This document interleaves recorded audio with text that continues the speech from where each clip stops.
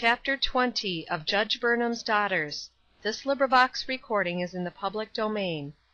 Judge Burnham's Daughters by Pansy. Chapter 20. Belated Work. The days that immediately followed this revelation were strange ones to Mrs. Burnham. Long afterwards she looked back upon them, and wondered that her overstrained brain did not reel under the intensity of the excitement. Her life had been unusually shielded from any experiences connected with death. Her father, it is true, had lingered in his sunny room on the borders of the other world for weeks, but Ruth's daily visits to him were filled with not only the tenderest but the brightest memories.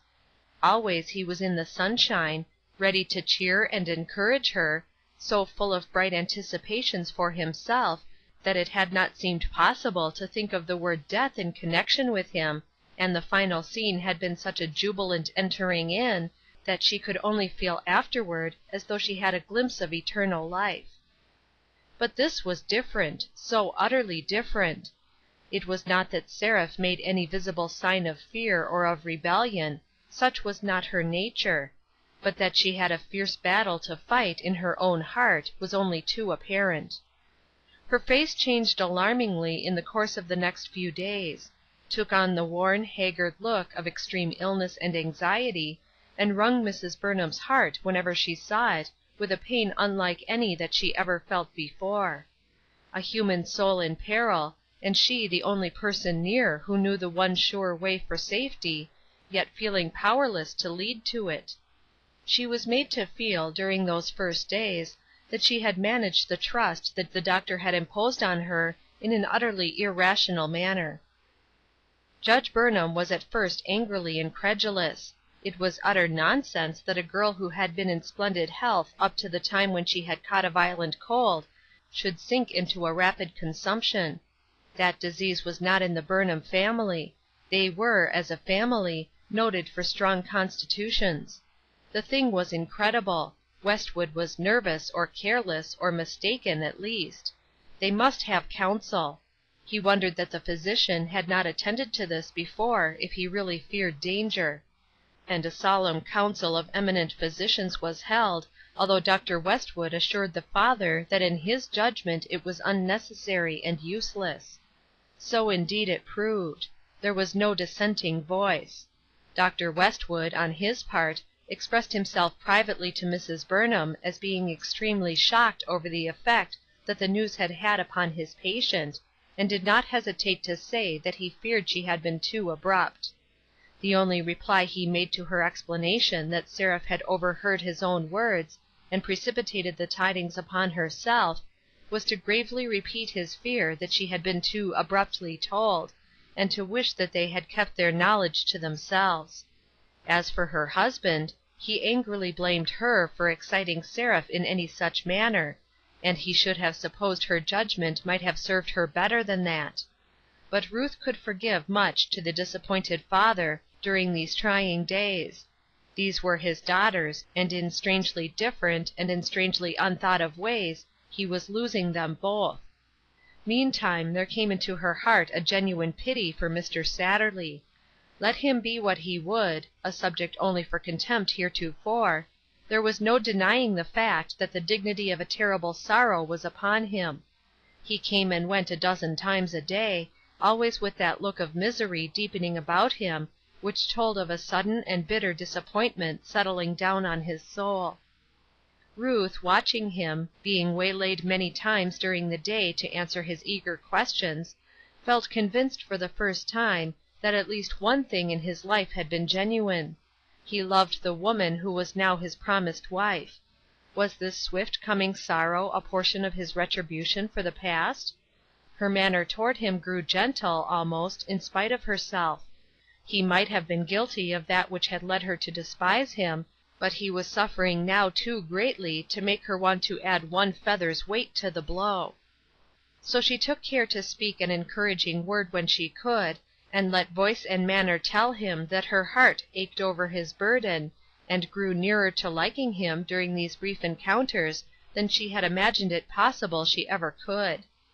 And still she carried about with her hourly a burden different from that of others, but heavy and bitter. How to reach this girl, whose life was slipping so rapidly away? How to help her with that important suggestion of infinite help, before it should be forever too late?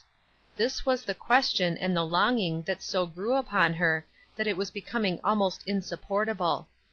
Could she bear to live and walk about these familiar rooms, and order their belongings, reminded all the time of one who had been with her years and years, and had gone, and feel that because of her unfaithfulness the going had been rayless of hope?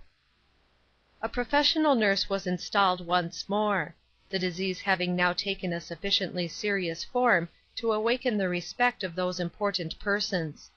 Ruth had more leisure and less responsibility; more time, therefore, to break her heart over what she, alone of all the household, felt and feared. She betook herself to prayer. Such eager, longing cries for this soul as seemed to her the Lord must hear, and of course he heard; but his answer was to reveal to her herself. The scales that had blinded her for years fell off, and she realized only too plainly that much of the unhappiness of her life she had brought upon herself. She had done her duty by her husband's daughters, good measure, pressed down, oftentimes running over; but she had never loved them, nor tried to love them. She had mentioned their names many times in her prayers, but she had never prayed for them in her life with the heart-wrung cry with which she now almost hourly brought this one to the notice of the Healer. It came at last to be almost the cry of Israel of old, "I will not let thee go except," realizing, oh, so fully her mistakes, realizing that had she lived before them a different life in every way, both of these who had made her life miserable might be today living for Christ. Yet she cried out to the great Physician, "Nevertheless, for thy sake, Lord." It was several days after she had begun to pray in this manner that her anxiety expressed itself in words. She was alone with Seraph, the nurse having taken advantage of a quiet hour to secure some much-needed rest. She began by almost timidly suggesting that the pastor of the church at the corner had called the day before, and indeed called often. Would not Seraph, some morning when she was feeling pretty well, like to have him come up and see her? Silence followed, lasting so long that Ruth thought her question was not going to be answered. Then, in a cold, constrained voice, "I don't know why I should care to see him. I do not feel in the least acquainted with him. The only time I ever saw him alone was that day he called when you were not at home, and Kate thought you were; and he spent 10 minutes in asking me about the last concert, which soprano in my judgment was the better, and whether, on the whole, I thought Miss Nelson's voice was as good as her cousin's, who used to sing that part. I don't feel any particular desire to see him. I have lost my interest in concerts." It all came over Ruth then, so pitifully; the pale face, save for those fateful spots of crimson high on the cheeks, the hollow-sounding voice which told only too plainly that the singer would sing no more; the short breath which made her pause frequently between even short sentences, and the apathetic voice, hinting of interest lost in almost everything. She had meant to be very quiet, very careful about exciting her charge, and she was not given to tears; nevertheless, they filled her eyes now, as she came over to the invalid chair which was stretched back almost like a bed, and knelt beside it and touched the white hand lying idly on her lap, and spoke low and tremulously: "Seraph, I want to say something to you. I feel, oh, more than I can ever express, how far short of all that I ought to have been, I have seemed to you. I have lived before you the Christian life in such a way as to lead you to feel that there was no reality in it, and no comfort to be had from it; and as though I cared little whether you walked that way or not. This I realize, and I want to tell you what a mistake it all is. There is a vital personal union with Christ which is able to make up for the loss of all other things. There is a heaven so glorious that we cannot even in our wildest flights imagine it. I know, for I saw my father bid good-bye to this world, and the glory on his face as the light of the other dawned upon him was not to be mistaken. Then I know, by my own experience, that Christ is able to give such strength and comfort as are to be found nowhere else. And if I, such a miserable Christian as I have been, can be sure of this, and I am, ought you not to believe it? If I could tell you how I long to have you take the rest which this friend stands ready to offer, if I could give you any idea of the consuming desire I have to see you sheltered in his arms of love, and have him undo some of the mischief which my cold and careless life has done, I almost think you would, in very pity for me, turn your thoughts and hopes to him." It was not what she had meant to say. There was not a word spoken of all that which she had lain awake and planned the night before. It had not, at that time, seemed to Ruth wise to speak of herself at all, for she believed that Seraph was too indifferent to her to care what she felt, and here she was almost basing her plea on the strength of the pain which she felt for this dying girl. Neither was the answer she received in any degree what she had planned for. She had thought that there might be, possibly, indignation, or sarcasm, or coldness, or perhaps no attempt at reply, and indeed this last seemed, for a few moments, what was to be. Seraph lay back and looked at her, with no trace of emotion on her face, with apparently no quickening of her pulses. Yet presently she spoke, slowly, in a half-curious tone, as one might who was making out a puzzle. "I almost believe you have been in earnest all the time. I thought your religion was a sham, worn as one would wear a fashionable dress, because in your very high and exclusive circle it was the fashion not to be fashionable in a worldly way, but to be religious. I did not think you cared whether Minta and I, or even papa, ever had any religion or not. Save so much for papa as would admit him into the fashionable exclusiveness where you belonged. We didn't think you wanted us there. But I half believe we were mistaken all the while." These sentences were spoken slowly, almost impersonally, as if she were not referring to herself and that other woman who knelt before her. But Ruth was too intensely in earnest now to have this strange language or this utterly indifferent manner prevent her message. "I do not wonder," she said. "I do not wonder at anything which the mistakes of my past life may have led you to think. It has all been wrong. I was never a hypocrite. I was simply a half-hearted Christian. Yet half-way as I was, I tell you in all sincerity I could not have lived my life at all, it seems to me, without Christ. What I want now more than anything else in life, so much that it seems to me I would willingly die to secure it, is to have you give yourself into his keeping, and learn from him all that he can be to a soul. Oh, Seraph, will you do this? Will you forget all about me, and turn your thoughts to him?" Again there was no response. Seraph's eyes were dry and her face composed, though her stepmother's was wet with fast-falling tears. A long time it seemed to the excited woman that she waited, not daring to say more, to other ears than God's, but praying, oh, in an agony of appeal for an answer of peace. "I'll tell you, Mama, who I should like to have come and stay with me a little while, and that is Susan Erskine." That, at last, was the answer she received. Ruth rose up then, brushing the tears hastily from her face, and in that instant she was shown another revelation of her heart.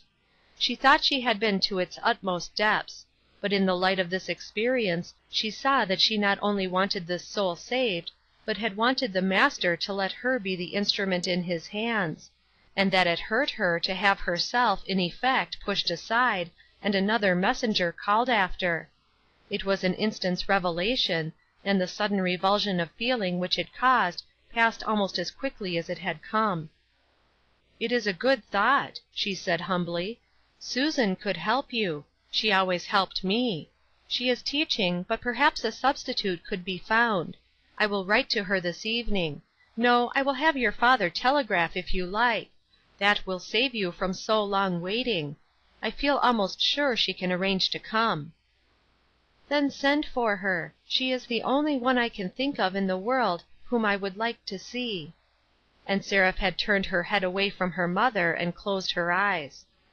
Then the nurse came and Ruth went away, went to her own room, and locked the door, and went on her knees. She spoke no audible word, but knelt there long, and rose up quieted. Money is a potent factor in this world. Susan Erskine was 300 miles away, was holding an important position in an important school, and it was in the middle of the term. When Judge Erskine died and the old home was broken, many plans had been discussed as to what would be done. Ruth wanted Susan, and would have been willing to agree to almost any arrangement which would keep her in the family, but no one knew better than Susan that the mother would not be at rest in Judge Burnham's household; that she did not fit it gracefully, and that she jarred on the nerves of the master, and, for the matter of that, on the mistress as well, although her heart was full of grateful love toward her now. Susan did not discuss many plans. She kept her own counsel, but had, in the course of a few weeks, announced that mother and she were going back home, to the neighborhood where they had lived so long, that her old position was waiting for her, and mother had many friends there, and in every respect she believed it would be best. And Judge Burnham had said that Susan Erskine was the most sensible woman of his acquaintance, that he had always thought so. Nevertheless, he sent the telegrams which Ruth suggested, with promptness, and added other and expressive ones about the importance of having the invalid's wishes respected, and about the fact that any salary desired might be offered for a substitute, if Susan would but come. So Susan came. To her mother she said, "I think I ought to go, for I used to have influence with the poor girl, and now that she is going to die, I may be able to help her." "Of course you ought to go," said Mrs. Erskine. "What are schools, where they teach grammar and things, when a body comes almost to the end, and needs the kind of help that we were put into the world to give? Poor thing, what an everlasting pity it is that she put off the only important work in life until life was pretty nigh over. But there, I'd 'a' done the same thing myself, poor fool that I was, and would be doing it yet, I dare say, if it hadn't been for your father. And to think that maybe that girl will see him in a little while. I could most feel like asking her to take a message for me, if I was going along. I'm getting to be an old woman, Susan, and I do feel kind of homesick after your father once in a while, now that's a fact. It isn't as though I had had him all his life, you know, for I hadn't. There was a good deal of wasted time." And Susan, who had steadily given her life to the care and comfort of her mother, smiled on her cheerily, and said, "Never mind, mother, you and father will have time enough together to make up for it all one of these days." "That's the living truth," said the old lady with a smile on her homely face, suggestive of the peace of heaven. And while she trotted about, packing her daughter's trunk, she sang in a quavering voice, and on a high key, "When we've been there 10,000 years, bright shining as the sun, we've no less days to sing his praise than when we first begun." End of chapter 20. Recording by Trisha G.